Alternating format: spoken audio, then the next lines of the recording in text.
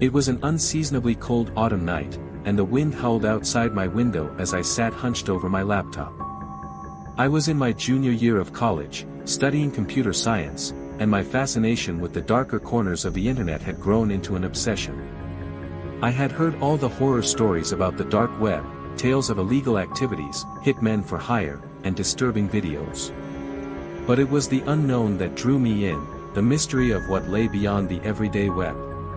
I decided to explore it firsthand. I downloaded Tor and navigated to a hidden wiki, an index of dark websites. I skimmed through the categories: drugs, weapons, counterfeit money, but none of these interested me. Then I saw a link labeled "The Last Thread." It was under the category Unexplained and Paranormal. The description was simple: enter at your own risk. My heart raced with excitement and a touch of fear as I clicked the link. The screen went black, then a new page loaded. It was completely blank, except for a single line of text and a text box beneath it. Do you want to know the truth? I hesitated for a moment, then typed "yes" into the box and hit enter. The screen flickered, and a new message appeared: the truth lies within the threads. Suddenly, my laptop's webcam light turned on. I hadn't activated it.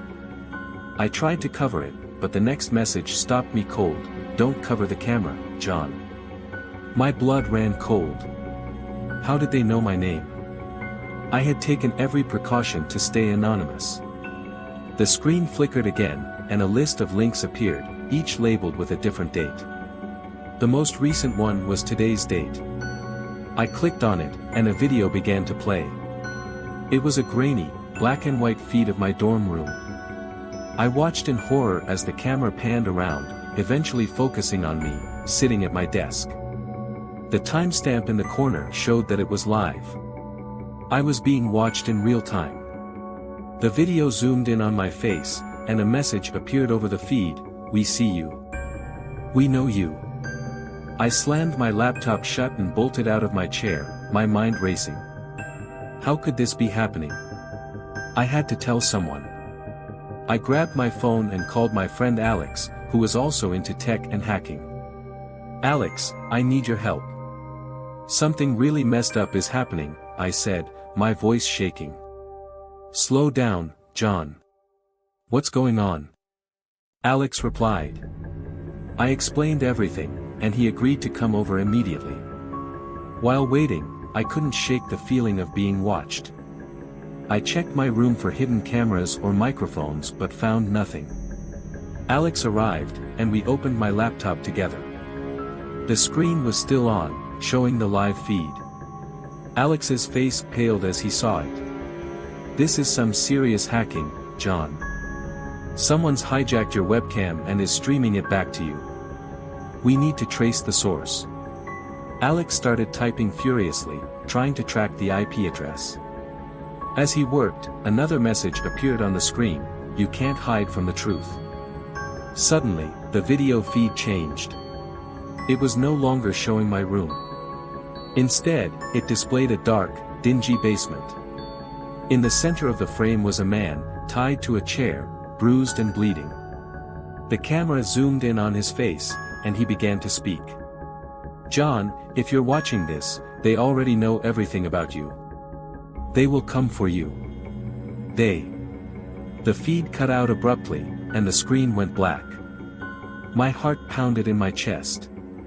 Who was that man? What did he mean by, "They will come for you"? Alex continued to work, his face set in grim determination.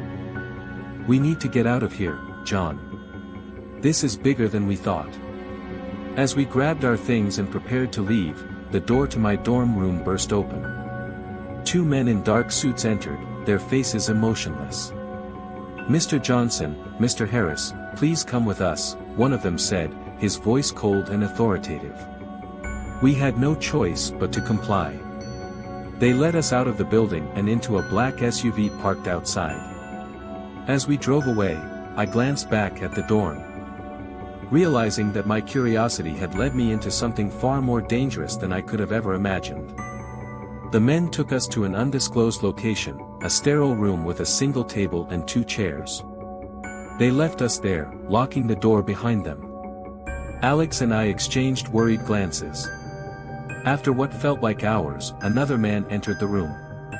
He was older, with graying hair and a stern expression. "You've stumbled onto something you shouldn't have, Mr. Johnson," he said, sitting down across from us. "The last thread is not just a website. It's a network, a syndicate that deals in information and control. You've seen too much. What do you want from us?" I asked, my voice trembling. The man leaned in, his eyes piercing mine. "We want your silence. You will forget everything you saw, everything you experienced. If you don't, we have ways of ensuring you will."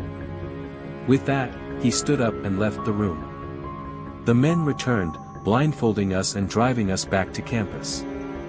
As they dropped us off, one of them handed me a small envelope. "Remember, stay silent." Inside the envelope was a single piece of paper with a message: "Curiosity is dangerous. Stay away from the dark web." From that night on, I never spoke of the dark web again.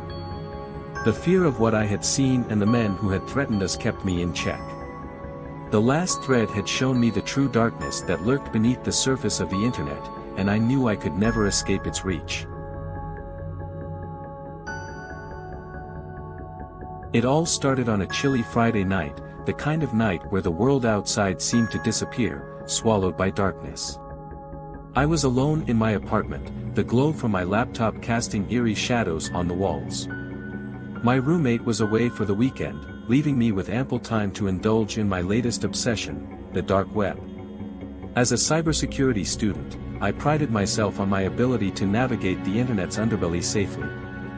But tonight, curiosity had gotten the better of me.